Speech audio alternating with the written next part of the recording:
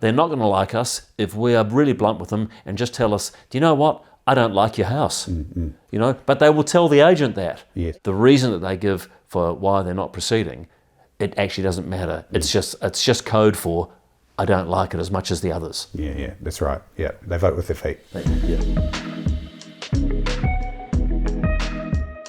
Welcome to the Lowdown, the #1 real estate podcast in Wellington.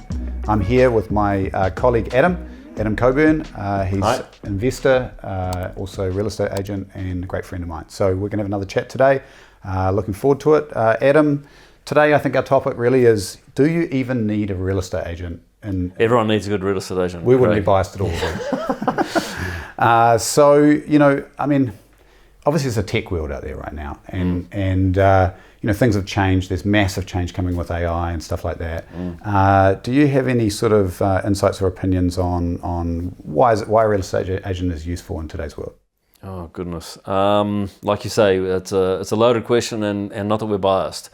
But I mean, one thing that you mentioned to me the other day, actually, that I didn't realise is that the proportion of sales that are taking place with a real estate agent has actually increased as technology developments have increased. So we're seeing more, a large proportion of sales take place now than we saw 10, 20, 30 years ago with a real estate agent than without. Now, I think probably if I went down on the street and asked 20 people that question, most people would suggest the other way around, because there's so much more technology now and virtual tours and all these sorts of things, and the ability for the internet to connect buyers and sellers. I mean, there's buyers and there's you know, technology-based marketplaces all around the place, and yet people are still not really using these technology platforms alone to purchase or sell houses. Obviously, everyone is using them to facilitate the transaction and to make the process of finding the buyer and for the buyers to find the properties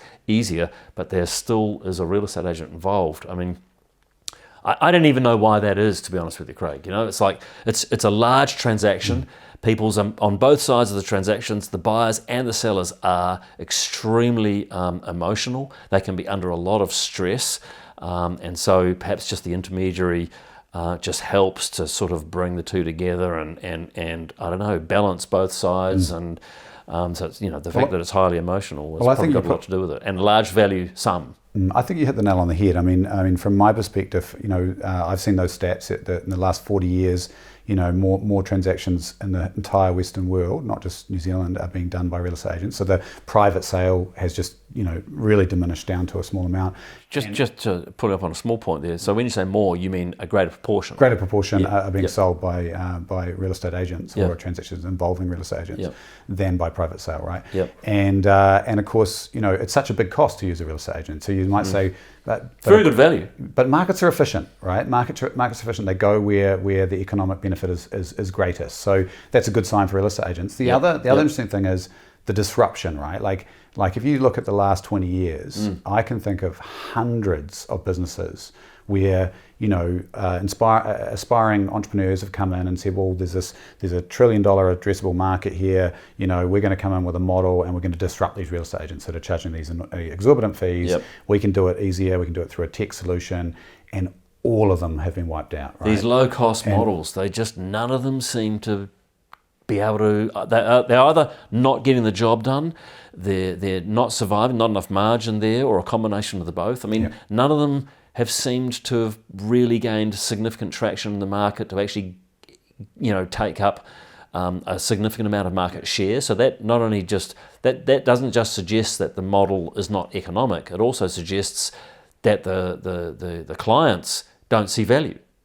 Same thing, though, right? Right. I mean, I think, you know, if it was more economical to do it that way, on average across everyone, the market would gravitate towards it. True. You know, so there would be value for them in that. And I think, you know, you hit the nail on the head, though, right? It's an emotional transaction. So the answer is the question is why? Why is it like that?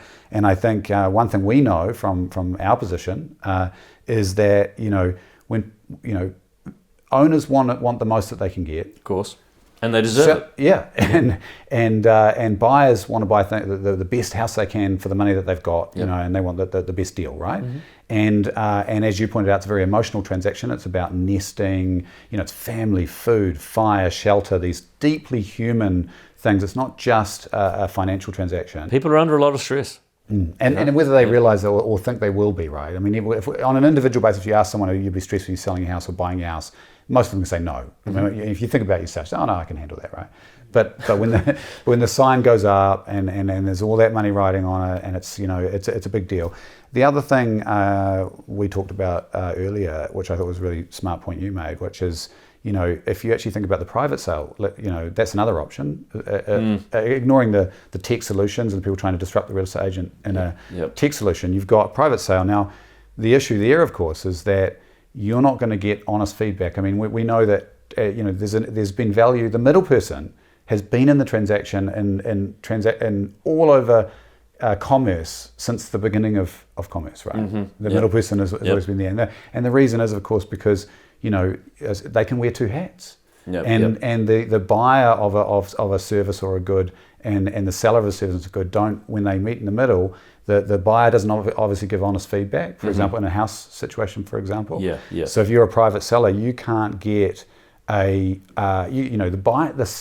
buyers will not transact with you, but they won't be honest about why. No. They'll tell you what you want to hear. That's right. So you will never get the sort of advice you need to make the right decisions in terms of lowering your price or presenting it better. Yeah, I mean, I've not done any research or study into this, but I just suspect, and anecdotal evidence supports that if you're a private seller selling your own property, as you've said, the buyers just won't tell you. You know, to your face, they'll make nice positive comments, and so you might hold an open home or private viewing as a private seller, and you think it's just going swimmingly because you're just getting nothing but positive feedback, and then these people just evaporate like a puff of smoke, and you can't understand it. It's just you can't reconcile it. It's simply because, like you said, those buyers, they, unlike what a lot of people might think, people don't want to be rude. People don't want to upset someone else. We actually just want that person to like us.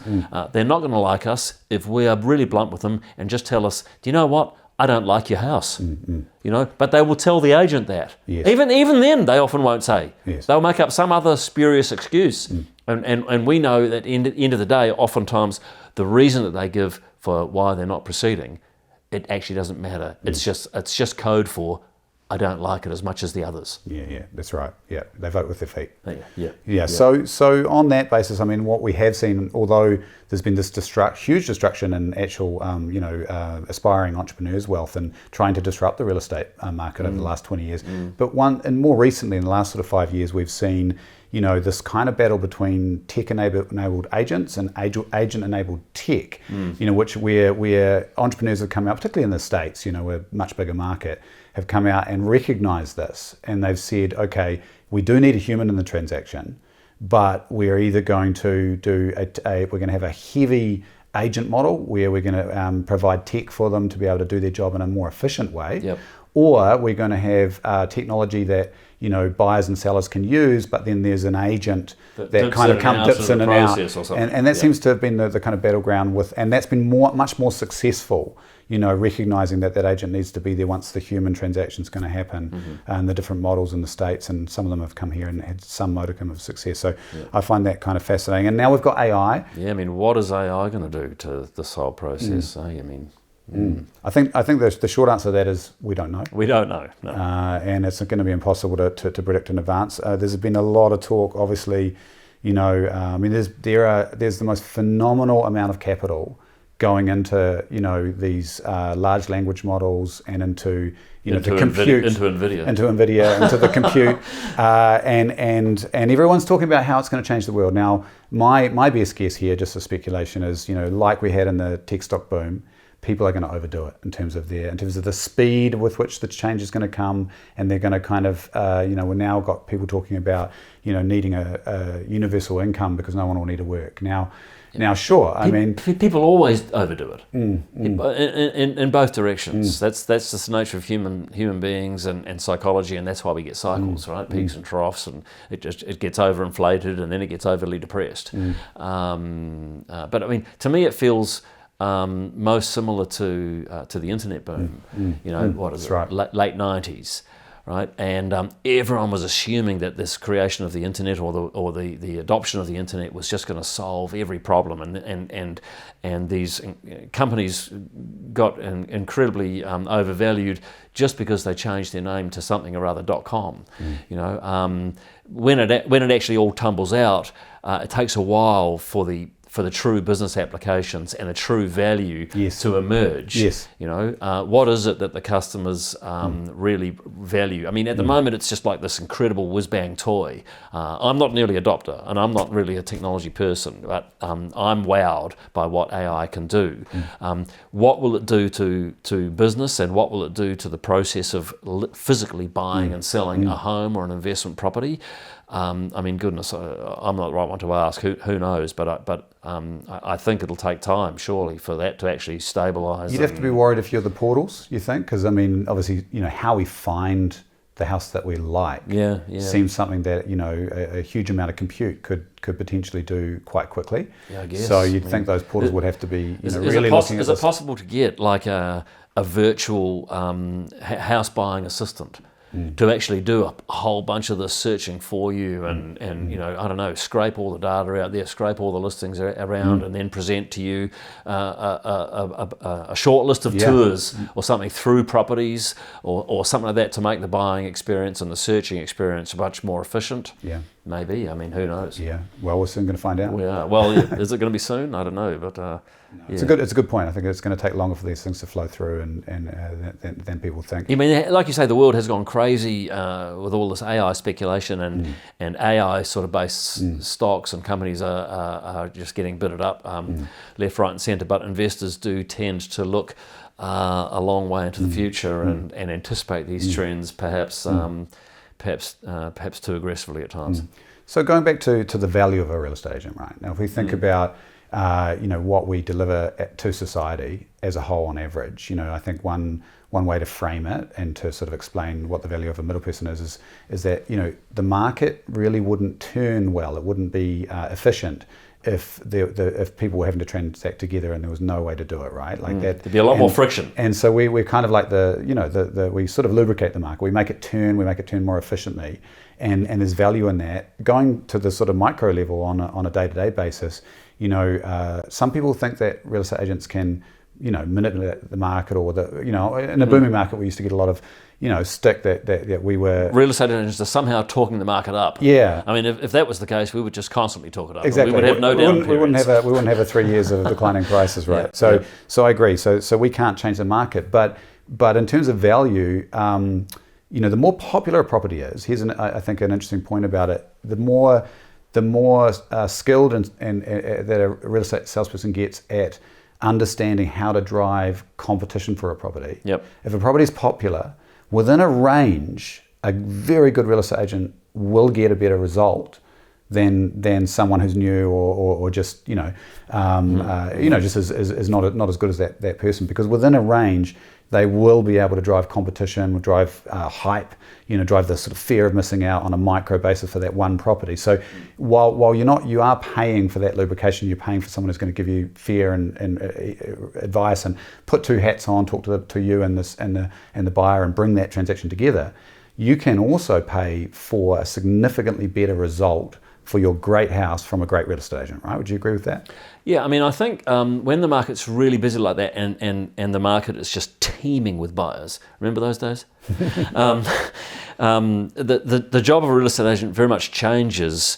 It's no longer a question of trying to find a buyer, like a needle in a haystack. It's then trying to take the wave of buyers and make sure that you're actually capturing the energy of that whole wave rather than just working with one buyer. But even in this market, that can happen. True. When it's a really popular property, when it's really ticking a lot of boxes. Exactly. Yes, so totally. I mean, we do. There's a flight to quality at the moment. We've certainly seen that. Doer uppers are not as popular, if something is absolutely perfect, it's probably renovated in yesterday's dollars rather than today's dollars. Yes. And then you can still get 8, 9, 10, 11 offers on something that's absolutely stunning, right? Yeah. And I think a good salesperson can really add value for a seller in that environment. And the value they give the buyer, of course, is by giving them all the same opportunity. That's right. to buy that. Right? I mean, it's if you're dealing with a large number of buyers, like in that situation, it's so easy to drop the ball with one of them, two of them, three of them, not provide a bit of information that you've provided to other people and so on. So just keeping the playing field level, not losing anyone, that's a really important part of the process too. For sure. And so what do you think about the sort of regulations that real estate agents have to navigate these days, and how that's impacted your job, and how that's impacted the market as well? So you're talking about the Real Estate Agents Authority and the like. I mean, remember when we qualified as salespeople? It was like 5 minutes. I mean, overall, I think it's a great thing. It even 15 years ago, it sort of felt a little bit like the Wild West, and there was the real estate industry certainly had a certain reputation, and not necessarily a good one. Do you think reputation's better today or not? 100% I do. 100% I do, and also I think as a practitioner, and I'm sure you're the same, see far fewer kind of, rogue, Wild West type of practices out there. And that when there's large amounts of money involved, there definitely is some propensity for that kind of behaviour to exist, But so the regulatory environment now has really lifted the overall professionalism. I agree. The overall quality and consistency of the service. And the flow of information between the vendor, seller, the agent and the buyer. I mean, that transparency now. Yes. And the only thing you used to have to know was caveat emptor. Yeah, buyer beware. That's right. So it was on the buyer, and it was just bad luck if you missed something. Now that's a terrible. I mean, that really was. In hindsight, looking back at it now, it's hard to even imagine how that was like that. No, right? That's right. And so it's way more transparent now, and that is. That's been legislated, of course. So, I mean, you will still get varying degrees of interpretation of how the rules are interpreted with different real estate agents. But overall, it's so much more consistent now. I think the quality and the consistency and the reliability is so much higher, and over time. I think it already has, and it will continue to lift the the credibility of the entire profession. Of course, one truism of real estate is that you cannot please 100% of people. I mean, you get 11 offers on a property, you've got 10 people that are often very disappointed at least. Yeah, at least. Yeah. But it's a highly emotional game, and you're you're in the sandwich there, aren't you, between the buyer and seller and an emotional thing. And I think my guess would be that is the main reason why we get a bad rap, because ultimately we're in that transaction in a situation where people don't always trust the outcome, and so that can cause a bit of angst amongst people, and it's a shame, but but you just got to do the best that you can, and we're not the only profession. I mean, lawyers and politicians, and we're often rated in there with those guys. I mean, I think the key is you just be straight up with people, and as long as you're treating. I mean, our job, obviously, our fiduciary duty is to the vendor to get the very best result we possibly can, and our duty to the buyers is to treat them all fairly and correct. Equally. Yeah. Right. So as long as everybody is all the buyers are on the same level playing field, and they've all received the same opportunity, they've all received the same treatment. I think buyers understand we are just doing a job, and as long as we are just being straight up with them, I think people can tell that and they can sense that. So that's the most important thing at the end of the day. But when people are stressed or disappointed or upset, often it is the real estate agent who's in the crosshairs. I suppose they're the ones that are in front of them, so we're the ones that get the brunt of that sometimes. Yeah. Well, my wife's a lawyer, so if the boat's sinking, you can save us last. I think that wraps everything up for today, Adam. I really appreciate it again. That was LoweDown, and subscribe. We'd love to give you great real estate insights again, and looking forward to the next one. Thanks a lot. That was fun.